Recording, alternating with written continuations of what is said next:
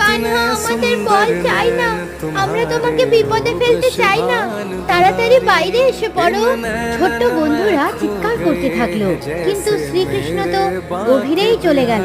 উনি তো অন্য কোনো উদ্দেশ্য নিয়ে ঝাঁপ দিয়েছিল। বাচ্চারা শ্রীকৃষ্ণকে বাইরে ডাকছিল আর আশা করছিল কি এক্ষুনি বেরিয়ে আসবে, কিন্তু উনি তো অনেক গভীরে চলে গিয়েছিলেন।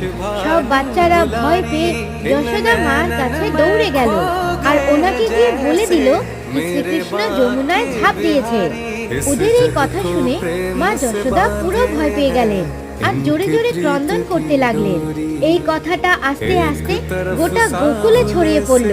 যশোদা কিছু লোক আর বাচ্চাদের সঙ্গে যমুনার পাড়ে পৌঁছে গেল। শ্রীকৃষ্ণ এখনো জলের উপর আসেননি। লাল্লা, কোথায় আছো? তাড়াতাড়ি বাইরে এসে পড়ো, আমার খুব ভয় করছে। লাল্লা, বাইরে বেরো।